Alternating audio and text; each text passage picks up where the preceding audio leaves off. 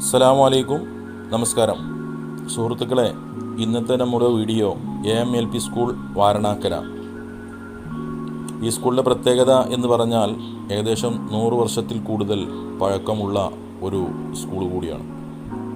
അതിലെ ഒരു പൂർവ്വ വിദ്യാർത്ഥി കൂടിയാണ് ഞാൻ. ഇന്ന് സ്കൂളിൽ നിന്നും പ്രധാന അധ്യാപികയായ സുനിത മാഡത്തിൻ്റെ അധ്യക്ഷതയിൽ ഒരു ഫാം ഹൗസ് വിസിറ്റ് എന്ന ഒരു പ്രോഗ്രാം അറേഞ്ച് ചെയ്യുകയും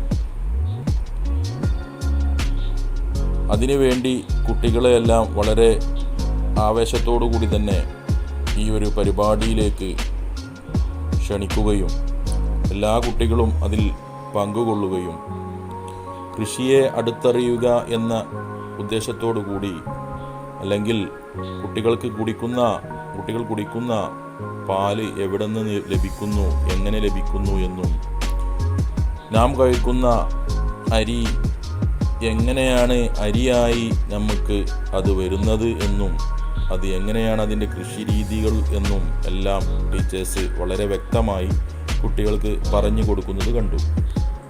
ഏതായാലും വളരെ സന്തോഷം. അതുപോലെ തന്നെ കുട്ടികൾക്ക് നമ്മുടെ ഔഷധ സസ്യങ്ങളായ മധുര തുളസി, വിക്സ് തുളസി, പനിക്കുറുക്ക അങ്ങനെയുള്ള ഔഷധ സസ്യങ്ങളെല്ലാം കുട്ടികൾക്ക് കാണിച്ചു കൊടുത്തു. വളരെ ആവേശത്തോടു കൂടി തന്നെ അവരത് ഭക്ഷിക്കുന്നത് കാണുമ്പോൾ വളരെ സന്തോഷം തോന്നി.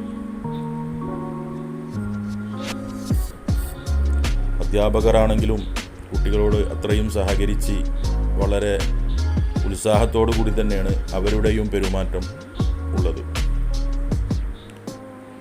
ഏതായാലും പ്രകൃതിയെ അടുത്തറിയുക എന്ന ഉദ്ദേശത്തോടു കൂടി അവിടുത്തെ PTA അംഗങ്ങളും മറ്റും കൂടിച്ചേർന്ന് ഇങ്ങനെ ഒരു പരിപാടി സംഘടിപ്പിച്ചത് വളരെ മാതൃകാപരമാണ്.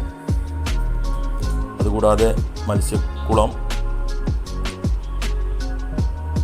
മുളക് കൃഷി, പിന്നെ പശുക്കിടാവുമായുള്ള ഒരു കുശലമന്വേഷണം അങ്ങനെയൊക്കെ നടത്തി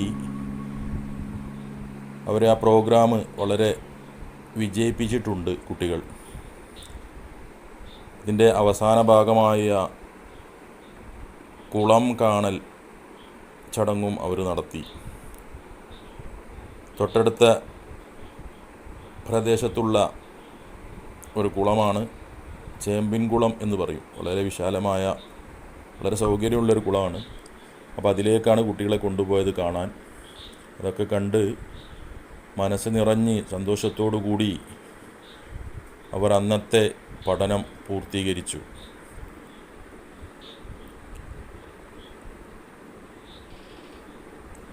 ഏതായാലും വീഡിയോസ് എല്ലാവരിലേക്കും എത്തിക്കുക. നമ്മുടെ പിഞ്ചു കുട്ടികളുടെ ആ ഒരു സന്തോഷം കാണുവാൻ രക്ഷിതാക്കൾക്കെല്ലാം വളരെ കൗതുകമായിരിക്കും.